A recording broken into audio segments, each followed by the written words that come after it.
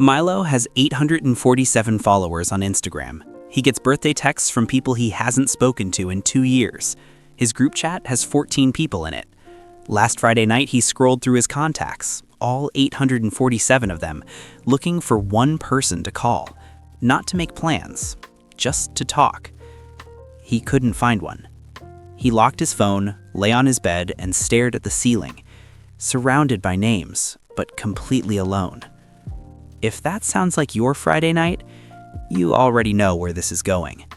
We live in the most connected era in human history. We can reach anyone, anywhere, at any time. We have followers, mutuals, group chats, DMs, and comment sections filled with people who know our profile picture, but have no idea who we actually are. And yet, a 2025 APA survey found that more than 6 in 10 US adults feel lonely.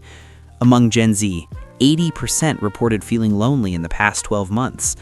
1 in 4 men under 35 said they struggle with loneliness regularly. This isn't a mood. The US Surgeon General called it an epidemic. And it's not just a feeling, it's a health crisis. Loneliness increases the risk of premature death by 26%. That's equivalent to smoking 15 cigarettes a day. It raises the risk of heart disease by 29% and stroke by 32%. You can eat clean, exercise daily, sleep 8 hours, and loneliness will quietly dismantle your health from the inside. So here's the question nobody's asking. How can you feel lonely in a room full of people?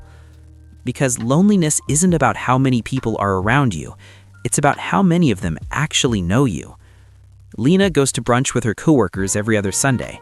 They talk about work, Netflix shows, weekend plans. It's pleasant, it's friendly. And she drives home feeling emptier than when she arrived, because nobody at that table actually knows her, and she's never left them. Last month, her closest coworker got a new job and left. They said, "Let's definitely keep in touch." They haven't spoken since. That wasn't friendship. That was geographical convenience. The moment the location disappeared, so did the relationship. Pip has a best friend from college. They text every day. Memes, TikToks, voice notes about nothing. On TikTok, they'd be that viral audio. We don't talk for 6 months and pick up right where we left off. Sounds cool, but here's what that actually is. Neglect dressed up as loyalty. It's a plastic flower that you never have to water, and you're calling it a real plant. When Pip went through a breakup that left her unable to eat for a week, she didn't tell her best friend. She posted a funny tweet instead, because somewhere along the way she learned that being entertaining is safer than being honest. And Ziggy? He's in a group chat with 12 people. Memes fly in all day. Reels, reactions, inside jokes. It's loud and alive. But when Ziggy didn't send a single message for 5 days, not one person DM'd him to ask if he was okay. He was sitting in the audience thinking he was part of the show. Then at night when the loneliness hits, he doesn't call anyone. He opens YouTube, puts on a podcast, listens to someone talk for an hour, and feels a little less alone. But that's not connection. That's a parasocial relationship. Your brain tricking itself into thinking the person on the screen is your friend. It's the social equivalent of junk food. It fills the craving for a second. Then you're hungrier than before. Psychologist Robin Dunbar spent decades studying human relationships at Oxford. He's famous for Dunbar's number, 150, the maximum number of stable relationships your brain can maintain. But the number most people miss is the one underneath. Out of those 150, only about 5 are close bonds. 5. And those 5 require something that most modern relationships never get to: time, vulnerability, and emotional risk. Harvard's Kennedy School published a report calling this the Friendship Recession. The percentage of Americans who say they have 0 close friends has quadrupled since 1990, from 3% to 12%. The percentage of men with 6 or more close friends dropped from 55% to 27%. More than half of adults didn't make a single new friend in the past year. The average American now has 3.6 close friends, and that number keeps shrinking. And social media made it worse.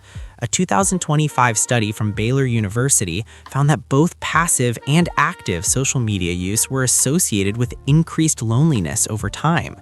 Not just scrolling, posting, commenting, engaging, all of it. because social media gives you the sensation of connection without the substance. You know what your friend ate last night because you saw their story, but you have no idea how they're actually feeling. You know the surface, you're missing everything underneath. So if modern life is designed to keep us connected on the surface but disconnected underneath, how do you actually build the kind of relationships that make loneliness go away? Bruno decided to find out, and the first thing he realized was that the biggest obstacle wasn't other people, it was himself. He noticed a pattern. Every time a friend invited him somewhere, part of him felt relieved when they canceled. He'd think, nice, now I can stay home, put on sweatpants, open Netflix, enjoy the silence. But by Sunday night, the silence turned into something heavier, not peace, emptiness. He was choosing comfort over connection and paying for it in loneliness every single time. And he realized he was also waiting for someone to reach out first. If they really cared, they'd text me. I don't want to double text and look desperate.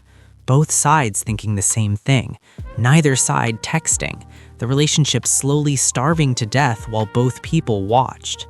That's the bystander effect applied to friendship. Everyone assumes someone else will step in, so nobody does. So Bruno tried 3 things. Tool 1, the honest answer. This comes from researcher Brené Brown, who spent over 20 years at the University of Houston studying human connection. Her conclusion is uncomfortable. The only way to form deep bonds is to let people see the parts of you that aren't polished. Bruno didn't start with a grand confession. The next time a friend asked, "How are you?" he didn't say, "Good." He said, "Honestly, I've been kind of off this week. I don't even know why." One true sentence. His friend paused, then said, "Yeah, me too, actually."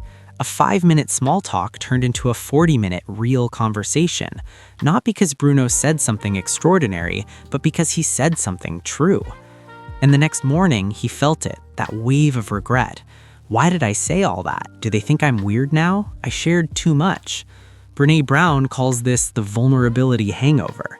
It's the shame that hits after you let someone see the real you, and it's the exact reason most people never do it again. But Bruno sat with it, and 2 days later, his friend texted him, not a meme, not a group chat, one person, and made one-on-one plans. Coffee, a walk, a phone call with no agenda. The goal isn't to be social. The goal is to be known. Ziggy tried this too. He stopped expecting his 12-person group chat to magically become meaningful. Instead, he picked 2 people from that group and started texting them separately. Not memes, real questions. How's your head been lately? That thing with your job, did it work out? Small questions that said, I see you as a person, not just a participant. Within a month, those surface-level friendships became something else entirely. Tool 3, the earned trust filter. Pip tried being vulnerable with a friend. She opened up about her breakup and her friend changed the subject. It stung. She wanted to shut down and never try again. But she remembered something Brené Brown said. You share with people who have earned the right to hear your story. Not everyone deserves your depth. That's not cynical, that's self-respect. Before you open up, ask yourself 3 questions. Has this person shown up for me before? Have they listened without judging? Have they shared something real with me? If yes, go deeper. If not, keep it light and don't feel guilty about it. Pip stopped trying to force depth with people who couldn't hold it. She found 2 friends who could, and those 2 changed everything. Milo still has 847 followers, but now he has 3 people he can call at midnight and know they'll pick up. That didn't happen because he posted more or became more interesting. It happened because he became more honest. Lena stopped performing at brunch.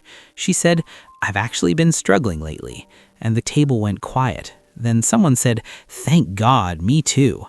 The meal lasted 2 hours longer than usual. Pip learned that not every friend can handle her truth. She stopped punishing herself for it. She found the ones who could and held on tight.